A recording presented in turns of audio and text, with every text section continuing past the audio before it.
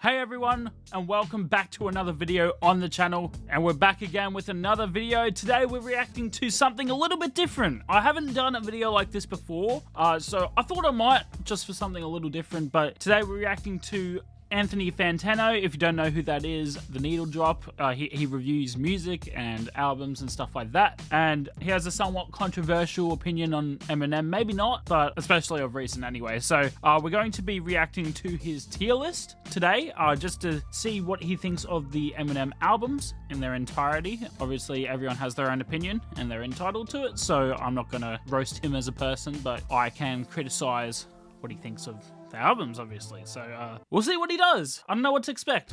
Hey everyone, Anthony Fantano here, internet's busiest music nerd. I hope you are doing well. Today, we are doing an album, a studio album tier list, a solo studio album tier list, sans infinite, of the one, the only, Marshall Mathers, Slim Shady, Detroit's own Eminem. All of his major records, from the S tier to the F tier project. Let's go to the two. Of course, with the 1999 album Slim Shady LP. This was my introduction to Eminem at the time. I believe I was in 8th grade when this album dropped, and I saw the My Name Is music video on TRL. Was blown away by Eminem's personality. Yeah, My Name Is just such a great track, honestly. Like, I wasn't around at the time because I was probably like, actually, I probably wasn't even born. But as I've come to know Eminem throughout the years, you know, My Name Is such a staple. And when you hear other people talk about it, you can hear the impact it had. Even nowadays, it's a really funny track if you listen to it. It's, yeah, what like Anthony said, it's got lots of personality in it. Definitely would recommend it if you haven't seen it. His sense of humor, his flow, just the way he kind of popped out at you in the way that at the time no other rapper quite did. I mean, other rappers like, you know, Busta Rhymes would come through with a really kind of like eccentric energy. But Eminem was almost like watching a really filthy, dirty, disgusting Saturday morning cartoon or something. Some of my favorite Eminem tracks of all time. I 100% agree with that. You definitely do feel that, especially in the Slim Shady LP. You definitely get that vibe. End up on this record, be it again, My Name Is, Guilty Conscience, 97 Bonnie and Clyde. Guilty Conscience is such an interesting song. Okay, it definitely feels up the Saturday morning dirty cartoon kind of vibe to it. Yeah, definitely an interesting song. The one thing about this LP is that it does kind of stand in the shadow of other albums in Eminem's discography for a couple of reasons. One, his flow and rhyme schemes were not nearly as impressive as they would be on some later records. A lot of the humor on this LP has not aged all that well, and you know, the kind of shock angle of much of what Eminem was saying on this LP, I think, has worn very thin. Thin for me because I think I've aged so much over the years since the album dropped, but probably even there's that. But I mean, it's definitely a okay criticism to make. It's not like completely wrong. Yeah, I mean, that's with a lot of things though. Like, it's not just Eminem's humor, I guess. Is it a lot of things in that time periods, like especially over time, humor's going to be lost at certain points. You're not going to be able to relate as well because it's not relevant anymore. So I guess that's kind of a thing that just generally happens with music. But the thing is, like, it doesn't really have the substance and the nuance and the layers that Eminem would explore so much better on further records. And the tracks on here that actually do have something to say about things like, you know, personal demons and addiction and, you know, his mental issues. Like, he did such a superior job on later LPs of kind of hitting you with those topics and with those subject matters. It almost makes, you know, Slim Shady LP more of a record that you want to visit out of nostalgia's sake. It's still quality. There's still catchy tracks on here. There's still great performances and production. Yeah, the whole thing hasn't aged perfectly, but that's better than some Eminem albums that were honestly just bad out of the gate. I'm going to put this... I wonder what ones he's talking about there, or one in... Yeah, personally, I put, like, obviously I have done an Eminem tier list on the channel before, but it's probably changed. It always changes, but Slim Shady, I'd probably give A or a B tier. I wouldn't put in that top echelon, but A or B, I'd say. It's in the B column. I'm going to put this in the B. I think Yeah, Eminem has done some aspects of this record better. Okay, next we have the 2000 record, Eminem's follow-up to the Slim Shady Okay. Please, like, Marshall Mathers LP has to be top. Like, okay. LP, the Marshall Mathers LP, considered by many to be his best record. Really, fans and critics alike share that sentiment, and gonna be honest, I do too. There's like really, I think Eminem was just kind of at a perfect balance on this album. If I could compliment it on that end, it had the theater of not just, you know, Slim Shady LP, but, you know, the theater and the storytelling that we've come to enjoy in his music generally at top notch. It had and showed more technical ability, good topical focus. There was humor there, but it wasn't like so cringe that it was kind of making you wince and want to shut the record off and just be like, oh no, we're gonna get a lot of that. I'm kind of scared for the later albums. Yeah, I don't think anyone can debate Marshall Mathers LP where it stands. It's just such a out there record, and it's done so much, like, in terms of flow. It's really inspired so many others to do similar, like The Way I Am, just in general, the flow on that, you know, I sit back with this pack, you know, it's just something you can't really, like, obviously people have copied and done stuff similar, but nothing can be kind of recreated like that again. And then you got real Slim Shady, you got Stan, obviously. Stan, one of the best storytelling ever, like, in a song. Even you got other solid ones like Drug Ballad. Like, Drug Ballad's really underrated. It's actually a funny song. On this record, he dove more into the super toxic relationships that he had with his mother, with his fans, with Kim. And yeah, it was pretty ugly. I mean, it was displayed in such a way where there was obviously like a lot of artistic license being taken. It was still theatrical in the same way that Slim Shady LP was, but it seemed like the goal ultimately was to give fans a much darker experience instead. Yeah, in some respects, you could say the record's storytelling and emotional intensity is a bit much. It's not exactly an album that you could just kind of put on and and vibe to. But as far as creativity and... I mean, I do. I might be crazy. But yeah, there are definitely songs that... Well, okay. If we're talking about Kim here, then yes. Well, you can't really do that exactly with Kim. I'm not that crazy. I don't listen to Kim on repeat. That's a bit nuts. And also just a sense of balance within himself artistically. I think Eminem was peak on this record, and I would easily and handily put this in the S row. Did I say column with B? Shouldn't have said column. I mean to say row. They are rows, but tier, mate. Tier is the word. Okay, next, let's talk about Eminem's 2002 album, The Eminem Show. Okay. Before Anthony speaks on this one, this is my favorite Eminem album of all time. I did say in my last tier list I do switch between Marshall Mathers LP and Eminem Show. I do definitely switch around a bit, but definitely at the moment Eminem Show. There's just so many bangers in this album that you can't deny. Cleaning Out My Closet, Without Me, Sing for the Moment, Till I Collapse. Like, those alone are just amazing.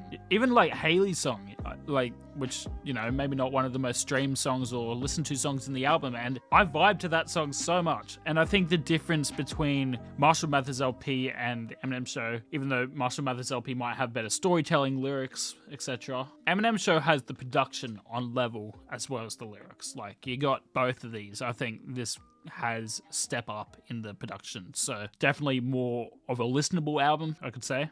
So I hope he puts this in S tier. Definitely deserves it. What I'll say about this record in terms of its storytelling and its delivery is that it explores a lot of the feelings and a lot of the individuals, characters, if you could say, that were explored on the Marshall Mathers LP. But it feels like at this point the theatrical element of it is no longer there. Kind of feels like we're actually hearing the real Eminem, the real Marshall Mathers on this record, really going through the things that are actually making him miserable. It also has a lot to do with him reflecting on his fame and his relevancy and the country on tracks like White America, for example. There are other quality highlights on this thing, like Till I... Oh my goodness, I didn't even mention White America, Square Dance, wow. Even Superman, bro. There's so many tracks on this record that are so good. How could you not put an S tier? Collapse with Nate Dogg. The Dre track is really nice too, and Cleaning Out My Closet is obviously one of his best singles and most personal as well. Who Can Forget About Without Me? And while I think it is a bit of a moment of division for some, I think Sing for the Moment is a solid track as well. Is the Aerosmith solid? It's one of his best, in my opinion, anyway. He still is at a creative peak on this record. He's not diving too deep into that cringe humor. And when it comes to topics and reflecting on himself or just kind of the industry and fame, he's not really like lost the narrative quite yet. For Eminem, I think this is a reflective album for Eminem. I think the songwriting and hooks and production are still well done on this project too. I'd say they're better, honestly. Like, definitely an upgrade. Especially there's a lot more use of, like, kind of rock and roll elements a little bit as well. So, I don't know. I know there are a lot of people out there who know me to be just a very tough, unforgiving Eminem critic, but I do think the Eminem Show is quality. I think it's a quality record. I actually like it a little bit more than the Slim Shady LP. I think it's aged better than the Slim Shady LP as well. Yeah, I mean, definitely. you can't really say it's as groundbreaking comparatively, but you know, over the years, I think I enjoy listening through this than I do the Slim Shady. I will probably put this in the A row. Okay, it's all right, but like I'd put it on the same tier as Marshall Mathers LP. Like anyone could argue between those two, to be honest. But okay, it's not the worst take in the world. Okay, so we'll leave it. We're gonna put that in the A and leave it right there. Eminem's Encore. This thing came out almost 20. Encore, bro. Encore is such a funny album. Like, I don't know how Anthony's gonna take this one. I'll be honest. But Encore is the funniest album he's made, easily. There's so many funny tracks on here. You'd play this one to get some laughs out of people, honestly. Clearly, he's on drugs on this album. There's no way he's not, so... Yeah, I wonder what he's going to do. Just listen to Just Lose It, for example. Just 2 more years till this thing is 20. And with almost 2 decades under its belt, my reaction to this record still is, what the fuck happened? What the fucking fuck happened here? Please. What? I mean, obviously, the confusion around this LP or just... The only way to explain it, mate, is drugs. Look, wait, the crazy people like this one, all right? So, you know, people do... I don't know where I'd put this, to be honest. It should really have its own tier. Just be Encore under F or something, you know? Just for how funny it is. You got to put it in C tier, honestly. Just how off the mark it is no longer a mystery. I mean, for anybody who knows the personal Eminem story... we know what he was kind of struggling with so intensely in the process of making, affecting his ability to not only like muster up a great impressive flow, lyrics that you actually want to hear. The choruses on this thing were goddamn awful. Like I know which one he's talking about. Maybe the ones he's talking about, you know. Look, I'll agree if he puts it quite low. It is a fair take. Toy Soldiers is one of Eminem's most annoying and tedious singles ever. Big Weenie, for example, that are just straight up annoying. Not only has the humor on this record not aged well, like it was bad on impact. I'm going to put Encore, starting with the letter E, in the E row. So put an E. All right. Look, it's fair from especially someone who's not entirely an Eminem fan. I know some people do love this album, just for how stupid it is, but the only reason people do like it is not for the reason that it's good content. So you can't really disagree with him, to be honest. You can maybe put it higher up, but it shouldn't be anywhere near these top 3. Being in the state that they were, it would be a while before we would hear from Eminem again. Like 5 years later, to be Relapse. Exact, we would get his Relapse album. Gained a little bit more appreciation and respect over the years, and I can see why it has, but then simultaneously, I could see why this record doesn't exactly rank super high in his catalog, at least for me. We do get fantastic bangers. Relapse does have bangers, yeah. He's going to mention probably Beautiful. There's a few. Deja Vu, I like Deja Vu a lot. What else we got?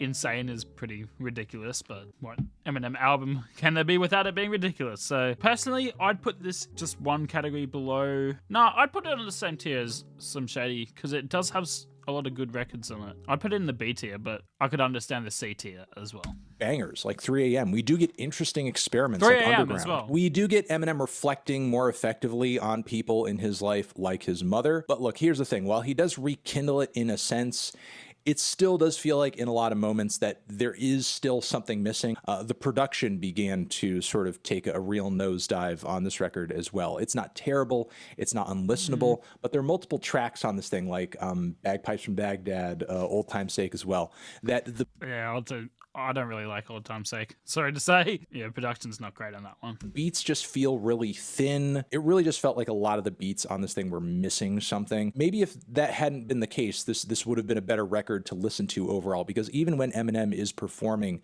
at a higher level than he was on Encore, it still kind of felt like sonically there was something kind of off. But his chorus game prior to Encore was way more consistent than it is on this record and on every record to follow from here. So, you know. I don't know about that. I think there are some good choruses that Eminem's made since. But I do agree in a sense, because you can see he's made a lot more choruses with features. The features have been the choruses in a lot of the songs in post-Eminem albums. There are obviously good Eminem choruses. We'll talk about them when we get to them. But yeah, I do agree to, like, it. You can definitely say in these first 3 albums there's a lot more catchy choruses from Eminem. Real Slim Shady, My Name Is, you know, even Without Me, you got these really catchy choruses that everyone knows the lyrics to. So I do understand. You know, I just think Eminem's hook game just never really recovered from that album, and Relapse is another example of that being the case. Because when we do get hooks on this thing, many of them are kind of annoying. The singing that Eminem comes across with here and there is cringe, but he does sound genuinely hungry again. He sounds way more put together than he did on Encore. And yeah, you know, as a result of that, I think Relapse is a solid record in the Eminem catalog. I would put it in the C row. All right, from there we have the... Okay. Look, it's fair. I know a lot of people like Relapse, but personally, if it's at its highest point, it's in B tier. Recovery, there are some good songs in Recovery, don't get me wrong, but I don't think it's my favorite. I do like the Marshall Mathers LP too, but Recovery, yeah, there's a few songs I don't really like. Obviously, you got Not Afraid, it's a good song. You got Love the Way You Lie, obviously commercially great as well, but yeah, not a lot of good ones on this one. The 2010 album that Eminem dropped just a year later, you know, really kind of striking while the iron is hot with his return in a way. The record Recovery. This is an album I'm also not a very huge fan of. While we do get some really cool highlights and tracks that maybe a little overplayed, you know, Not Afraid, for example. I'm not afraid. Like, it's so over the top. It's so sentimental. It's just like so self-serious, and it's so overplayed, but I still think it's a good song. I still think it's a good quality song, and that's almost like, you know, the attitude of this record in general. It's trying to be big, it's trying to be emotional, it's trying to be inspirational in a way. It's trying to show you that Eminem is back on track. Not only is he back on track, but he's ready to give you like some of the most accessible and mainstream sounding stuff that he's given you since like Lose Yourself. On this one, it seems like Eminem is almost telegraphing to you tracks he thinks are going to be hits, you know. You're right. Look, the most this one gets is a low C tier, like probably the lowest point of C tier, I reckon. But I could agree with D tier as well. It's not my favorite Eminem album. I'd probably go low C tier. Love the Way You Lie with Rihanna. Like, you know, these are tracks that when you're making them in the studio, you know they're going to be fucking, you know, hits, or you know you're at least trying to make your biggest hits. And I don't know, while I do think there is some good to come out of this era, like Forever, for example, you know, with Kanye and Drake, you know, there's some very huge, dramatic, mainstream highlights from Eminem during this point in his career that I think are fine, are good, have aged well, are going to be tracks that, you know, I think stand up in his greater catalog as highlights and important moments. Me personally, I kind of prefer just more raw Eminem. Since the Eminem Show, his chorus game never really fully recovering, because even when he does come through with like some solid verses and a flow and a song idea. You know, that chorus comes up and you could be hearing something that sounds... I do agree, the recovery choruses aren't great. Like, there's a lot of yelling in this album, which a lot of people don't like. I don't mind it personally. Yeah, I can see the argument here. It has a few highlights.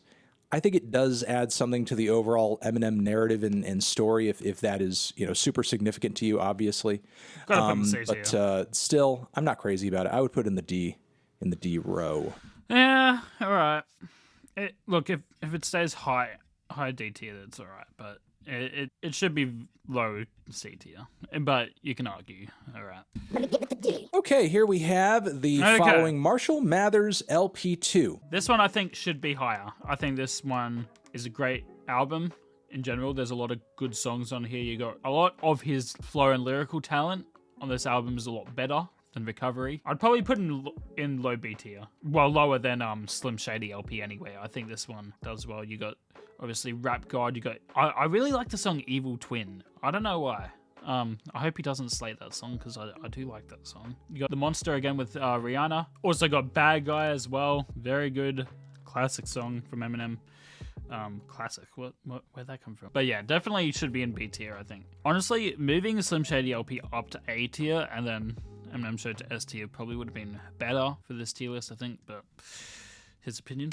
Which, you know, is kind of a past reflective moment for Eminem in a little bit of the way that Relapse was. Obviously, the Marshall Mathers LP2 is trying to, you know, reference his past more overtly. And while I don't think Marshall Mathers LP2 is quite at the level creatively as the original Marshall Mathers LP, I will say there are some great tracks on this thing. It comes sort of closer than you would expect, you know, given Encore and given Recovery. I was a little taken aback and surprised by how good this album was. And there's still tracks on this thing that, yeah, there's some cringe tracks here and there, but the fun ones, like Rap God, for example, are still pretty entertaining to listen to. He could have really bungled this project. Like, he really could have massively fucked it up, but he didn't. He didn't. I think this one came out pretty good. Berserk is a pretty fun track too, Berserk obviously, with its insane. A lot of people hate Berserk though. I know, so a lot of Eminem fans hate Berserk, but I know it's all